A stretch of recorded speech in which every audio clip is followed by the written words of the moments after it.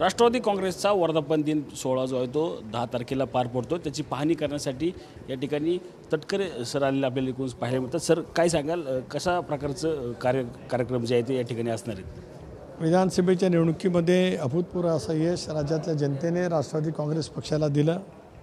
59 पैकी 41 जागांच्या वरती फार मोठ्या फरकाने आमचे उमेदवार महायुतीतून निवडून महायुती म्हणून आणि राष्ट्रवादी काँग्रेस पक्षाच्या घड्याळाच्या चिन्हावरती निवडून आले।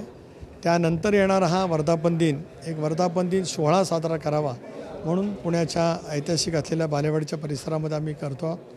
स्वाभाविकपणाने आगामी कालावधीमध्ये जी वेगवेगळी राजकीय आव्हानं आहेत, प्रामुख्याने स्थानिक स्वराज्य संस्थांच्या निवडणुका येतील, संघटनेच्या बळकटीकरणाच्या कामाला बूथ लेवलपासून अधिक गती देणं असेल, संघटनेमध्ये महिला, युवक, युवती, अल्पसंख्याक, सामाजिक न्याय, OBC या सर्व घटकांना सोबत घेत अधिक मजबूतीच्या मार्गाने जायचं असेल तर आगामी येणारा हा 26वा वर्धापन दिन नक्कीच कार्यकर्त्याला, पक्षाला आणि मग महाराष्ट्रातल्या जनतेला एक वेगळा विचार देणार ठरेल असा विश्वास आहे। सर, राजकारणात काही होऊ शकतं असं म्हणतात। 4 दिवस राहिले मेळाव्याला, एकत्र मेळावे होऊ शकतात दोन्ही पक्षाचे?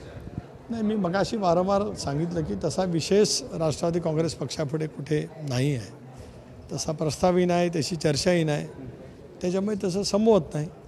ज्या पद्धतीने चर्चा सुरू आहे, अजित पवार असतील किंवा शरद पवार यांच्या भेटी असतील, ज्या पक्षफुटीनंतर कमी झाल्या होत्या त्या आता पुन्हा एकदा कुठेतरी वाढू लागलेले आहेत। बैठकी असतील किंवा अन्य ठिकाणच्या कार्यक्रमाला आता अजितदादा असतील किंवा शरद पवार साहेब असतील, हे दोघं एकत्र येऊ लागले आहेत। त्या ज्या बैठका ज्या होतात त्या प्रामुख्याने वसंतदादा शुगर इन्स्टिट्यूट असेल, याच्या तंत्रज्ञानाने कृषी क्षेत्रातला काही अधिक अभूतपूर्व बदल करण्याच्या बाबतीमध्ये असेल, शिक्षण संस्था असेल, या शैक्षणिक कामाच्यासाठी ते भेटत असतात। त्याच्यामुळे काय वेगळं वावगं वाटण्याचं काय कारण आहे असं मला स्वतःला काय वाटत नाही।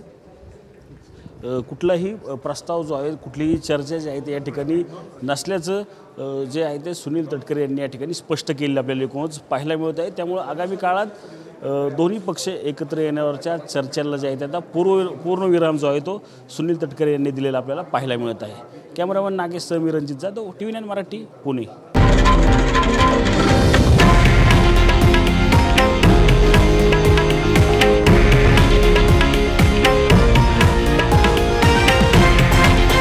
हे आहे देशातील नंबर 1 न्यूज नेटवर्क आणि आपण पाहत आहात TV9 मराठी, एकमेव।